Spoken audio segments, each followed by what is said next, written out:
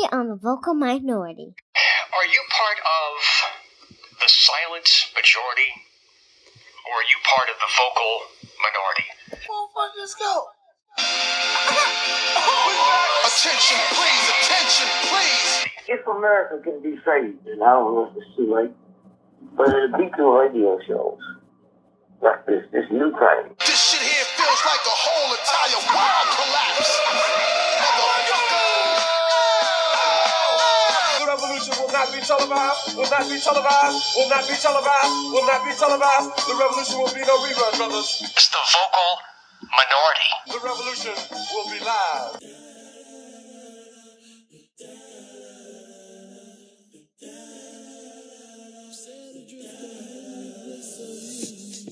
Hey, what's good? Welcome to another episode of the Vocal Minority Report. It is your boy MC. As always, thanks for downloading. You could have downloaded any podcast in the world, but you're here with us. We appreciate that. We have a really good show for you today. We have on Jamie Broadnax.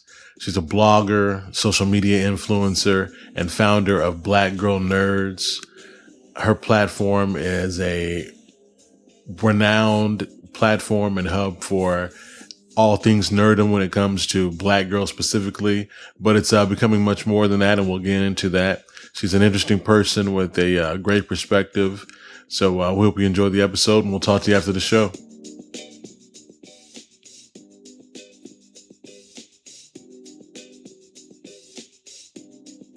Today's guest on the Vocal Minority Report is a blogger, social media addict, and the creator of Blackgirlnerds.com. Shonda Rhimes not only follows her on Twitter, but actually reads her tweets.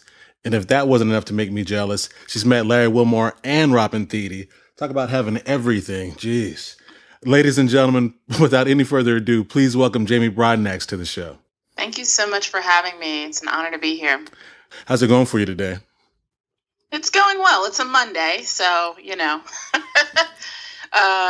I wish it was Friday instead, but I will be optimistic that I will have a long weekend since 4th of July is coming up. So there you go. So just a random question. How long do your days usually go?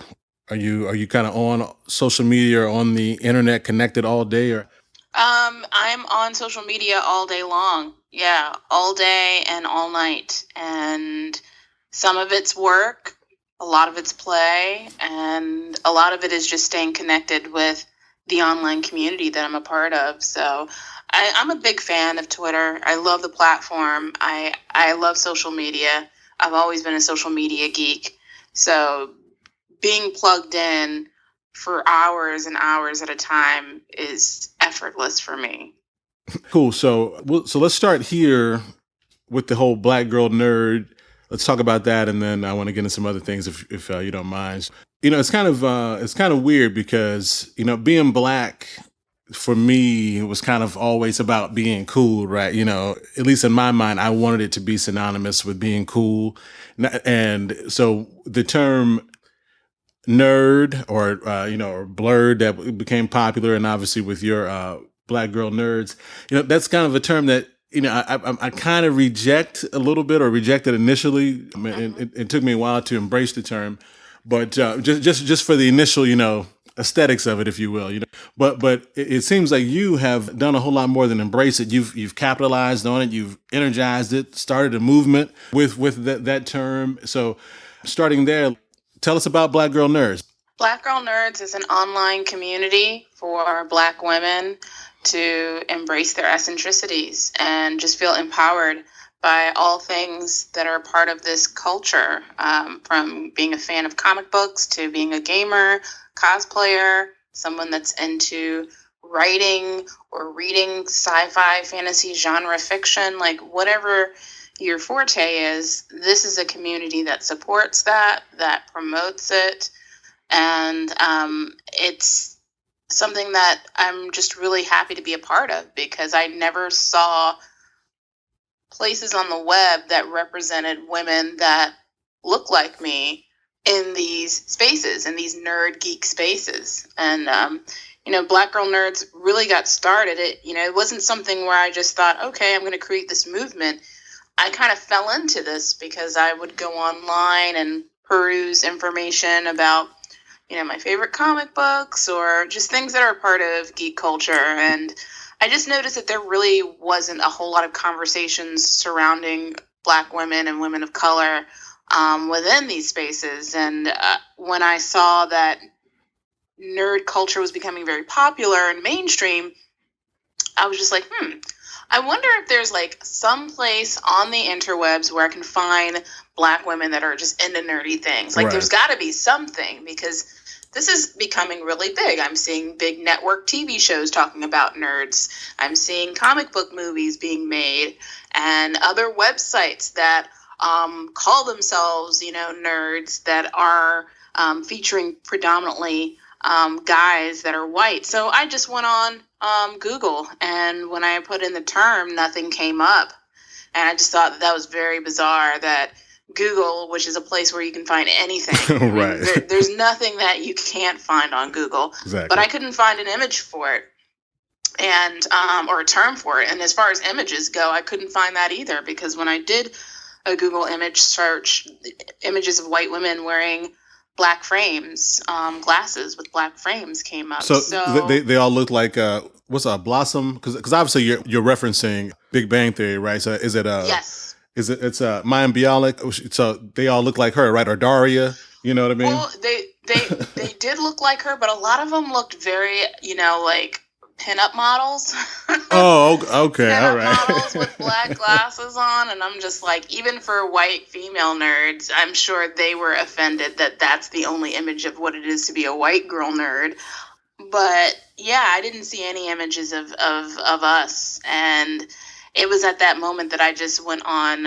I had already had a Blogger account set up, so I just opened up another account under the name Blackgirlnerds and just started blogging about just my experiences. I've been a blogger off and on since 2007, so Okay. I'm a writer, and it's just something that I've always done as more of a hobby than anything else, and that's really how the BGM platform started. And then later on, like actually very soon after it was published, within like 24 to 48 hours, I got an email from a writer, published author, who was like, I see your blog, I picked it up, and I would like to write content on there with you.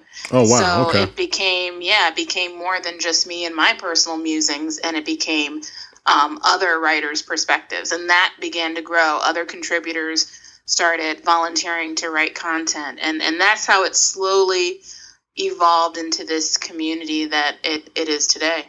What all is in the platform? Aside from the website and the podcast, it's the social media networks, and that includes Twitter, Facebook, Pinterest, Tumblr, all those fun sites. And also we have a YouTube channel, so a lot of the videos that we cover are comic book reviews. We've gone to some conventions. There's footage from that and on the channel. So that's really what the online community composes of. Okay, cool. So you talked about you've been blogging since 2007, and but before that, I tried to do a little research on you. You're pretty. There's not much out there on you. I don't like to do tons of research anyway. But there's not tons of you. But I want to have some sort of baseline, or through line, and so. But I did see something kind of interesting that you went to. Did you go to film school? You have a film degree, is that correct? And Yes. you've done some work on some feature films. Yes. So I'm assuming that was pre-BGN. So can you talk about that, your interest in films and kind of what you did around that? Yeah, so when I graduated from college, I have an undergraduate degree in mass communications, and then I went back to school and got my master's in film directing. And when I graduated from film school, I moved to New York City and worked on some films out there. I worked on a film called No Reservations with Catherine Zeta-Jones and Aaron Eckhart. I worked on a film. I've seen that movie. But go ahead, I'm sorry. Yep. Yes, That was my first gig out there. Actually, quick story. Okay. My very first gig when I moved out to New York City was a pilot that was shot for Fox. I think it was called The Wedding Planner or something wedding in it.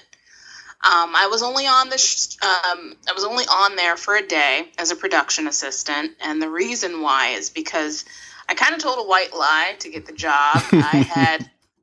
I visited New York like once prior to that, and when the unit production manager had talked to me about getting the opportunity, because a friend of mine that I went to film school with referred me to the job and said, Jamie, went to film school with me. She's worked on some other movies and she'd be great. And my friend had moved to New York City. Okay. I went to film school in Virginia, which is where I'm from. Go. So at the time I was in Virginia, he was in New York. He referred me to this gig, and I was kind of explaining to him how I really want to move to New York and pursue a career in film. So he kind of helped me out with that. So she talked to me and she's like, well, we need a driver to pick up scripts and drop off equipment and kind of be like a runner. Right. And I was like, oh, yeah, I know New York City like the back of my hand. I got this. I'm good. Right. So she hired me, and she was like, can you start next week? And I was just like, okay. So I told my mom, who I was living with at the time, Mom, I'm packing my bags. I'm going to New York, and took a Greyhound bus that night and drove up to New York City. Rode up to New York City on a Greyhound bus, stayed with my friend who lived in New York, crashed at his place. And when they hired me to go in that morning, I was late getting on the train. Oh, jeez. I didn't know my way. I had to go down to Brooklyn. I think it was in Steiner Studios in Brooklyn is where they were filming this, or that's where the production team was Okay. housed. And so I had to take the train to Brooklyn.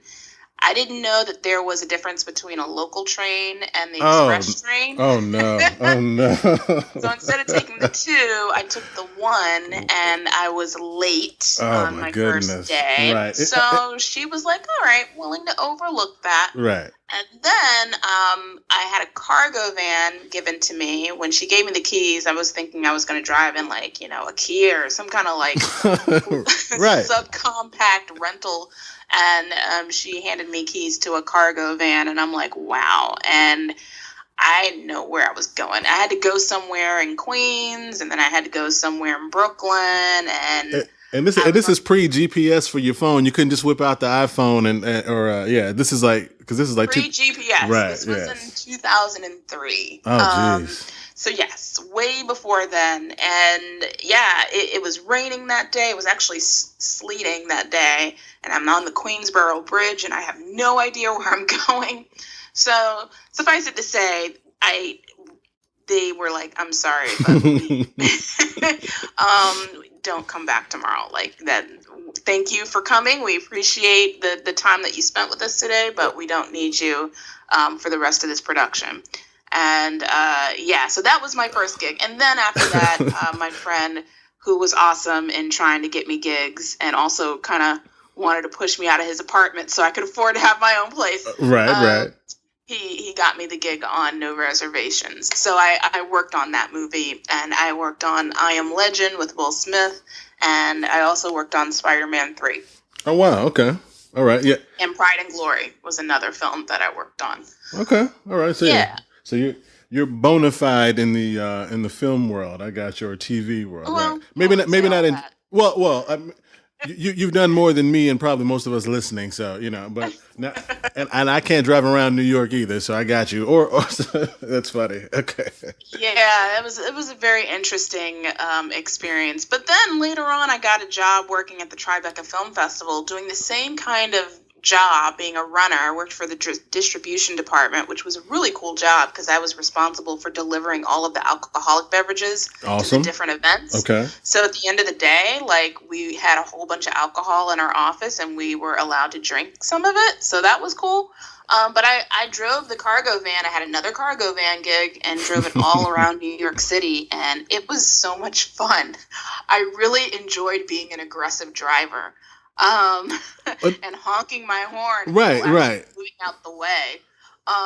You got a little bit of power. You're in a big white van. I got you. Yeah, right. It's great. It's very interesting. Like in New York City, when you honk your horn, people actually move out the way. But in Virginia, like when you honk your horn, they just sit there like you don't, what? Like, you know, a deer in headlights expression. Well, yeah, I'm in Dallas, so I understand. It must be that below the Mason-Dixon line, that Southern mentality. Where It must be. It must be. So, but yeah, I totally loved it. So I did eventually learn how to drive well in New York City after all, but it took some jobs to get there. I got you. Where are you based out of now? So I'm back in Virginia. Okay. Back in my hometown, Okay, yeah. gotcha. I thought so, but I couldn't afford to live up there anymore. No, I understand. Yeah. Yeah. So I've been all over the place since living in New York. After I moved back home from New York, because I left New York because of the economic collapse of 2008.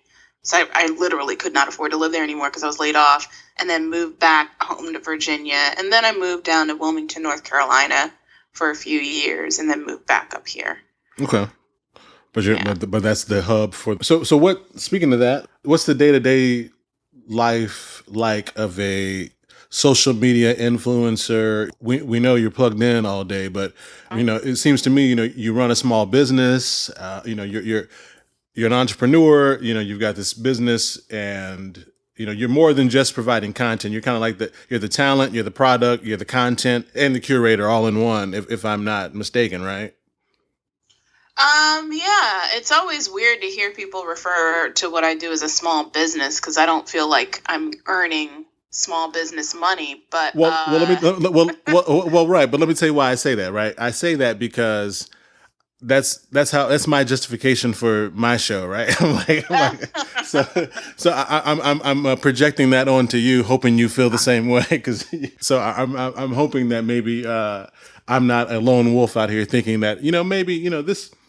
It's grassroots. We're grinding. We're a startup, you know, and but as someone who has progressed like you have, and actually, you know, and has a wide sphere of influence that extends past just, I know it extends past Black women, which was your initial intent, and I'm going to venture to guess, as do most things, it extends past racial lines too, because you know our like, you know, I say this all the time. People who listen to our show are going to know, like, you know, our collective experience, you know, is way more common than we're given credit for. You know, a lot of times we're just asking to be included in the conversation, you know, and like you said, when there's not one, then I guess we're going to have to make one and include that lane. But anyway, but let's get back to life of a social media influencer. I cut you off when you were saying when somebody calls it a small business. So how do you view it, either small business wise or entrepreneur wise, or just all those hats you have to wear? I mean, right now, I would like this to be a business. Like, that is my short-term goal for Blackgirlnerds, because I'm doing what I'm doing while balancing a 9-to-5, and it's very challenging from day to day because I am finding myself doing a lot of the work that I do with BGN while I'm on my lunch break at work, and I feel you, sister. I feel you, sister. And when there's spurts of time where it gets slow, you know, so it's something that I really want to focus on full time. I feel like this platform could even be bigger than where it is now if I did have the means to devote it on a full-time basis. And I would love to make it a place where it can have funding, where I can pay a staff, because everybody that's a part of this community, including myself, we don't get paid.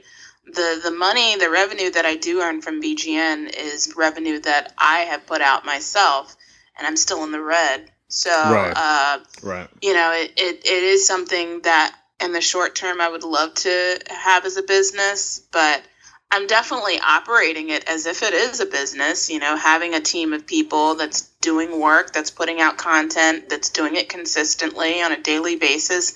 We have a weekly podcast. So it definitely, the machine runs as if this is a business, but it would be nice for it to be like an official thing. And I think it's something that will happen over time, but, you know, it's happening at its own pace, and I don't want to rush it. I just want things to happen naturally and organically, because I feel like, you know, things happen in the seasons that they're in for a reason. And if it's not my season for this to be a business yet, then there's a reason for it. So I'm just going to sit back and wait until things happen naturally. And I'm pretty blessed. I mean, I've gotten a lot accomplished and done a lot in 4 years than most bloggers have done. I mean, I see bloggers out there that have been running their sites and their social media accounts longer than me, Right. and have half of the amount of followers that I have on Twitter, have half of the amount of reach that I have. But so noticing those accomplishments and focusing on that is what I look to, instead of seeing or looking at it from a perspective where I just haven't reached the goal of monetizing this the way I want to yet. So I always kind of try to look to the positive and not focus so much on, well, I'm just not there yet kind of mentality. And it's nice to hear from someone who, because obviously there's different levels of success, right? So, and from the outside looking in, some folks, the struggle or the work or the effort or even the payoff, no one knows that, they don't know each individual's, what they're yielding from that, you know what I mean? Or even your sphere of influence, it's not like they give you, $20 for every follower you have, right? Or if they do, let me know. But Well, we just started a Patreon, so that has been incredibly helpful, especially now since we're traveling to San Diego next month, and I've been able to expense paying for part of my airfare, as well as the other contributors, Connie and Cynthia, who are flying out from New York, their airfare to get out there, because it's expensive. I mean, it cost, BGN hasn't reached a point yet where we have sponsors. I would love that. That is something that I've been trying to get for a while.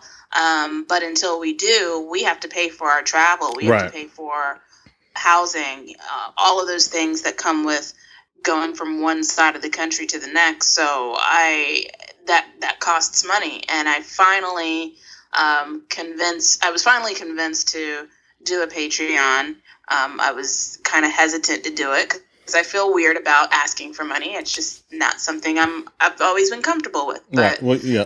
Us Black people are a prideful people, but yeah. Yeah. So I'm grateful that this community is generous enough to be like, Jamie, you need to do this, and finally opened up a Patreon. So that has been helpful so far, and we've only started that for the last few months, and it's definitely been incredibly helpful. And I would encourage anybody out there, don't put yourself in a situation where you feel guilty or you feel like, no, I don't want to ask or peddle for money. Like, don't put yourself in that space, because people are consuming your content for free. If they're entertained by your content and it's free, it's okay to ask for donations to keep it going. So a lot of folks, if people are following you and they're fans of your work, they are going to support you in every way that they can. And even if it's a couple of bucks a month, that can definitely be enough to help you if you have a pretty big audience, or even a small audience of loyal followers. So yeah, I just want to encourage that, because it took me a while to get to that point where I had to, kind of jump into those waters and set up the Patreon. Yeah, no, I'm glad you brought that up, because that was one of my questions for you. Your opinion on crowdsourcing, because you do have such an engaged following, because your connection that you have with your, I don't even know what the term is. What is it? Is it fans? Is it followers? Like, do you ever categorize it, or the right term to use? But the people who are part of your community, your connection it appears to be really deep, and you appear to be very engaged. So I guess my question is, how important is that overall relationship for you? It's very important. It's why I'm on Twitter all the time. That's why I stay connected. And, even taking additional initiatives like sending out a newsletter and just keeping everybody updated on what we're doing and what's going on. It's important to stay connected with the people that are consuming your content, because these are people that are loyal to your work, loyal to your brand, and you want to nurture them. You want to keep that relationship going. So yeah, being on Twitter, I mean, it's a win-win for me, because I'm doing what I love anyway, which is being on Twitter all day. I mean, I really do enjoy being on the platform. And then while I'm doing that, I'm actually fostering relationships with the followers that consume the content that I put out there. Right. Whether it's in the form of blog posts that give me traffic to go back to my site, whether it be the podcast, having discussions. We just had a podcast that dropped this past weekend, and it was a very controversial subject. And engaging with the folks that listen to that episode and talking about that on social media. That's important. I mean, I don't know. I guess I'm different from some other brands where they don't really connect or engage with their followers or fans. I use the term interchangeably. Okay. But I'm different in the fact that I love having these conversations. Right. And it's interesting too, because I'm not really an introvert. An extrovert. So I'm not really that social outside of the four corners of the internet. Right. But I'm a social media extrovert, and the fact that I love to have these water cooler conversations on Twitter. It's very important. And isn't that, well, you probably just hit the nail on the head right there, because I would venture to guess that a lot of your community fans / followers, whatever, they would identify the same way. You know what I mean? Where it's, they're not necessarily going to raise their hand or be the focal point of that conversation around the water cooler, or, at the school or in the day room or wherever you're at. But when you do have that freedom of those four corners of Twitter or the interwebs and all that, it does provide a different level of, you can kind of be yourself, and really kind of just be yourself and not worry about it. I think that's what I hear you saying. And I would assume that's why it's so important, because, I see the people that, tweet you, and I can only imagine that, your inbox is your DMs. It's full of people, who have that deep connection, but who you talked about your additional content creators and your current collaborators now. And I see you looking for additional content creators to contribute to your site and your YouTube channel. So what's the thought there? I mean, is that ever difficult when, since you do have such engaged followers and fans and people come to you, is it to receive the content, to curate the content, is that ever difficult? Because, are there hurt feelings, or, making those decisions about what to share? How do you go about that? And is it solely you making these decisions about what is shared on BGN? I am the one that makes the decision of who is going to be a writer, who is going to be a podcaster, who is going to be a vlogger for BGN. I'm pretty lax. I probably could be a little bit more. Well, let me holler at you then, because I got this great podcast that you should check out. Look at it. I really want to give opportunities to women that just haven't had an outlet or voice in the spaces that they maneuver in. So that's really what my mission is. And occasionally I will get a pitch for an article where the article is just not good. And I will give them constructive criticism about it. Okay. Believe it or not, it doesn't happen that often. Does that mean you're just super nice, or does that mean that I really am? Because I'm not, I want good quality content. I want really good quality content, but at the same time, I want to give people opportunities. Right. A lot of the women that have contributed to this website, and men, it's not just women that contribute, but also men, but a lot of the contributors of BGN have gotten writing gigs because of it, paid writing gigs, and on, major publications. So, and I had one podcaster email me the other day saying that she records all of her episodes that she's done with me, and she's using them on her resume and sending them out to get jobs. So people use this opportunity because the platform has gotten so much notoriety, because the brand is being recognized and so many prolific people are following it. And Shonda Rhimes acknowledging Blackgirlnerds, I think that's a huge thing for the platform since that happened. It is. That's why I put it in the intro. It's a huge thing for sure. It really was a game changer. So I mean, hey, I bought every woman in my family one of her books, and she ain't never mentioned my name. So, so yeah. I mean, I honestly, I don't see her dropping names often. So I was shocked when Right. I got the tweet, because she had tweeted out, here's my list of Twitter favorites in Marie Claire magazine, and tagged me in it. And that's how I found out about the article. So, she didn't send me a private message and give me a heads up. Like, I had no idea. So it's shocking. So I use that opportunity to my advantage to when I pitch people about Black Girl Nerds, or when people that work for Black Girl Nerds are trying to get jobs, saying, well, Black Girl Nerds have been recognized by Shonda Rhimes, and Right. Jamie's been featured on the Melissa Harris Perry show. And this is good because we're still in a space where everybody is doing this as a volunteer. People are carving out their time to contribute to this. At least the benefit that they get out of it is getting to another job where it is paid, or, getting an opportunity somewhere else where they can be a content creator, and then they can have a following and a group of fans because of their association with BGN. So it's a win-win situation, and I'm glad that people are getting a lot of opportunities out of it.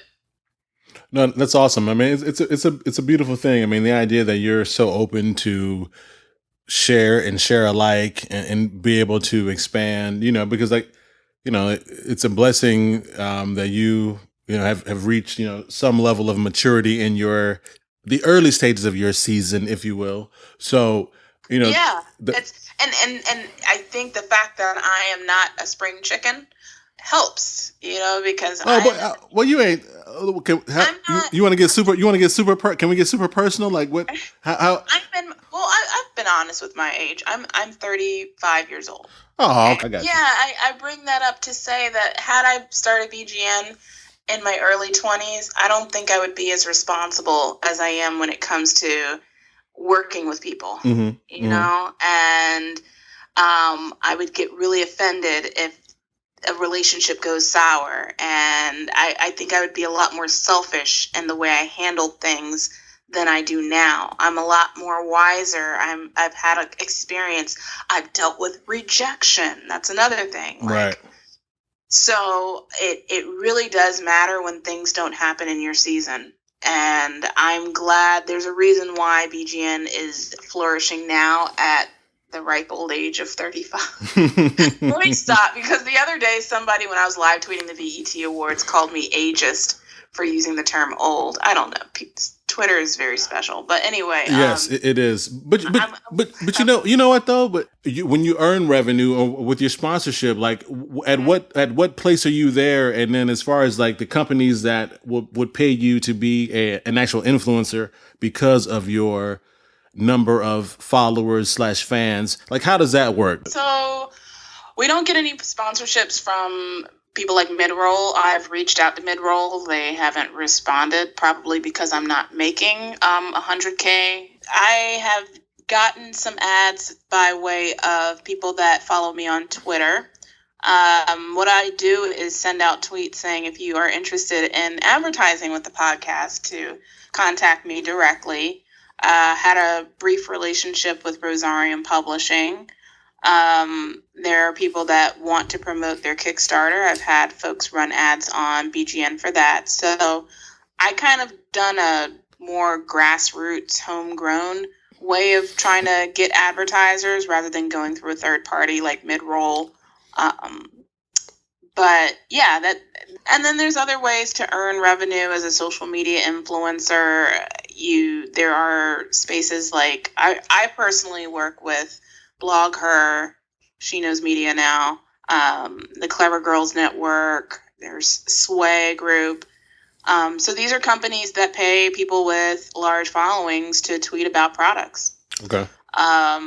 And you can simply do a Google search and find out there's probably more than just the ones I named, but you can do that as well. And then, of course, you can always run ads on your website, which most people know how to do that now. So, I mean, those are the ways that I've been able to try to get revenue. Just keep in mind, you're not going to be making it rain, because if that was the case, I wouldn't have the 9 to 5. But it helps here and there. I understand. You don't have to tell me, and I know you ain't talking directly just to me, but yeah, no, I understand. It's a slow grind for sure. But which is why, with you specifically, because you are so diversified, if you will, and I don't want to overstate it, but I also don't want to undersell the amount of work and effort that you put in being plugged in daily and curating this content and finding those contributors, because that's one thing that I do love about you and BGN is that you don't specifically narrowcast. I mean, I guess you. Well, let me rephrase that. You do specifically narrowcast based on what I've heard today, but your appeal is so broad, as we mentioned earlier. So it's kind of like despite the name or in spite of the name. You know what I mean? You're still able to have that broad approach, and and like you said, you do accept men.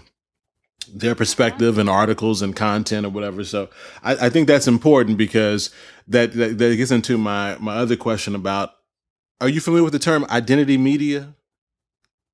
I'm not. Mm-mm. I wasn't either until a friend of mine hit me to, there's an episode of Note to Self. It's a NPR podcast. But that was part of what they were talking about last week. And basically what I gather from that was it's when your tone or your presentation is targeted or very specific to a certain type of a certain market or whatever, certain type of people. Obviously for you, black girls, nerds. I mean, that's uber specific. Then I guess there's some criticism from the media, air quotes, about that identity media and, having to defend them, being critical of that tone or that perspective or that presentation. And so I'm just curious if you've ever dealt with, obviously not that specific term, but if you've dealt with any of that, or if that is even a thought for you when it comes to what you do and how you look at things. I mean, people are critical of Black Girl Nerds because of the term, but it's few and far between. For the most part, people that go to the website or follow the account, they get it and they understand that it's an inclusive community. So I don't get a whole lot of backlash for Black Girl Nerds. Okay. And if I do, it's from trolls. Gotcha. It's from people that just want to rattle you for no reason. But I don't. Yeah, it really hasn't happened. And I'm grateful for that, because it was pretty scary when I decided to call the website that, because I didn't want to be exclusive. And I immediately put up like a mission statement to let people know this is not an exclusive site. We are, open to everybody. But it's for us. It's by us, for us. So yeah, I'm grateful that I haven't gotten to a point where I'm getting that kind of criticism. Probably like when I go super mainstream and then, Bill O'Reilly on Fox News is talking about me. Right. then you'll hear those conversations. But for right now, people are pretty cool. Okay, well, good. All right, well, that's good. I mean, as long as you're not, because obviously that's the thing about the social media, the anonymity and then just like as we talked about, with that freedom that you feel, and a lot of, and all of us feel, either behind the mic or behind the letters on Twitter, it's certainly a breeding ground for a lot of negativity. So I'm glad that you're not falling into that. So, well, cool. All right, because more of that question though was just to try to see if you ever have any idea or internal struggle with pandering versus reaching people where they are. I mean, because you're very specific in what you do. It's it's specific to race, it's specific to gender. So, do you worry about the margins? No. Okay.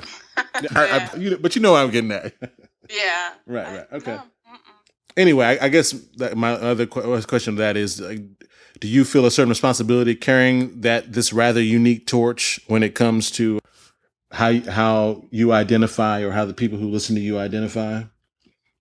No, because people have been pretty supportive. So I don't get that kind of backlash. Believe it or not. I mean, the kind of backlash I get is people trying to check my nerddom. Okay, all right. Trying to see if I know the history of the X-Men over the last 3 decades. Like, that's the kind of stuff that I deal with as a woman in the nerd community, but I don't really deal with a whole lot of people saying, well, why do you always talk about things that are, for Black women, and why are you only focused on or why are you only focused on Black women or Black things? Like, I don't get that kind of backlash, because that's what you're going to expect from this site. So why are you even having this conversation with me if this is something that's offensive to you? And like I said before, the people that do occasionally tweet to me those things are people that are just, either racist or just trolls. And luckily, it doesn't happen that often. Okay, well, it's good that you don't experience that. So who's the most interesting person, or what's the most interesting experience or interaction you've had, other than talking to me, of course, but you're supposed to laugh there, Damon. God dang it. Come on. We've been talking for an hour. You don't know my cues. God, sometimes when you laugh like that, people will get offended, because it's like, are you laughing at me or with me? So no, I never get it. I expect to be the butt. Right. No. Either way, like, I'm good either way. Like, just give me the laugh. Yeah. Right. Yes. Okay. All right. But yeah. No. So who is my favorite guest that I've interviewed? Is that the question? No, it's well, I guess kind of, but it's also like most interesting experience or interaction, because I mean it could be most experience. Okay, so most interesting interaction that I've had since I've been running BGN. Correct. Okay, I would have to say meeting the fans. Okay. Okay. Now that's pandering right there, but go ahead. No, really, I know that sounds very trite, but I had a great experience at Geek Girl Con, I think it was, and a fan came up to me and she just started crying, and that was a really surreal experience, because when you are having that much of an impact on someone, where they're flooded with emotion, to the point where they're crying and just thanking you with really tears of joy, in her case, for having a space that reflects women that look like her, it's just confirmation that the work that I've been putting in and toiling day and night is actually have some meaning, it's making an impact on another human being. So that's really been the most profound and interesting experience for me since doing BGN. I mean, all of the cool accolades, getting recognized by celebrities and being on TV shows and traveling across the country is great. But when you meet someone that says, because of you, I've started a cosplay group. Because of you, I feel comfortable going into a comic book store and reading comics and talking about it with other people in the store, when at first I didn't like to go out and do those things. Because you're actually making that kind of impact on somebody, it just blows my mind. I almost get emotional thinking about it, because I'm just like, wow, I cannot believe I'm reaching people in this way. So yes, those are the things that really inspire me the most, and I get the most visceral reaction from, is the one-on-one interaction with the fans. Yeah, it's man, you just touched me with that response. I wasn't.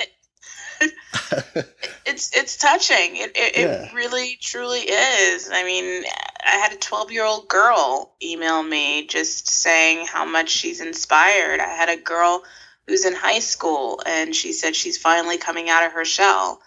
The fact that I'm like making an impact on the babies, like the next generation, that's crazy to me. But that's what keeps me going. Like, that is something, just that alone is the reason why I have to convince myself every day, even on days where I'm tired and exhausted, or even days when I feel like I want to just give up and just go back to having a normal life, because my life isn't so normal right now. But just having those kinds of sentiments, it makes it all worth it. All right. I guess on that note, I'll ask you one more question. I'll let you get the heck out of here. Enjoy the rest of your night. But what would your fans, community members, followers, whatever, be surprised to know about you? Like, I don't know how First, let me ask you two questions. So your 9 to 5 gig, do you talk about that? Like, what's your 9 to 5 gig? You don't have to be uber specific, but like, what do you do? Oh yeah, I work at a law firm. Oh, okay, cool. So. All the time. So, all right, work at a law firm, and then, so, are you single, dating? Like, do you talk about that kind of stuff? Like, like, is that too personal? Because someone asked me to ask you. Like, full disclosure, that's not my. I mean, I'm curious, but literally, someone did DM me, ask me that question. So I'm blaming it on someone else when I ask you this. Got it. I am single. I am not dating. I invest all of BGN into my life right now. Okay. So yeah. Gotcha. Okay. All right. I don't have time for it. I don't have time for it. It's not that I don't want to make time for it, but it's just, again, the season conversation. I just haven't. I'm in a season of my life where I'm building, and hopefully once this platform is built to a place where I'll be able to carve out extra time to be social and actually deal with a great work-life balance, then I would love to actually be in a relationship. But for right now, yeah, single, not dating. Okay. All right. Well, not everyone knows. Okay, cool. Then, all right. So then last thing is what's next for you? What's next for BGN? What's next for Jamie? What's on the horizon? Well, the only thing I'm focusing on is like what's happening in the next few weeks. Okay, all right. Well, what's happening in the next few weeks then? All right. So in the next few weeks, we're going to San Diego. Okay. Oh, that's right. Okay, the Comic-Con, right? The con, right? So that's going to be happening, and and there's going to be a lot of coverage that we look forward to providing. I'm going to be on a few panels. There's going to be a meetup. So that's really what's on the horizon right now. I mean, in terms of long-term stuff, I don't look that far ahead. I live my life organically, and I just let things happen naturally on its own. So whatever happens, happens. But this year, Comic-Con, Dragon Con, New York Con, that is what's on the horizon for BGN. And then just doing what I'm doing on a daily basis, which is the editorials on the site, the weekly podcast, and the daily rants and raves on Twitter. All right, so how can people find you on all of those platforms there? Is it? You can find me on @Blackgirlnerds on Twitter. I do operate the account exclusively.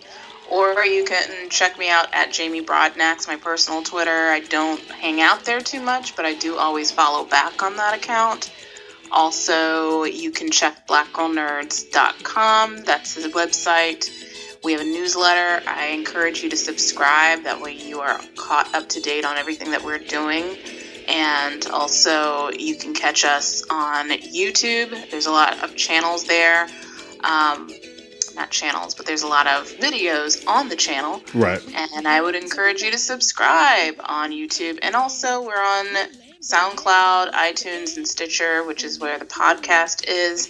And certainly would encourage you to subscribe and rate us on iTunes. And if you are so willing to donate, we are on Patreon. So go to patreon.com/blackgirlnerds.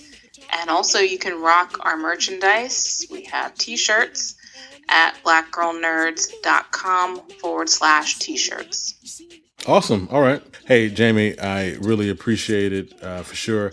You could do one more thing for me and just say, just introduce yourself and say, I'm a part of the vocal minority. That would be awesome.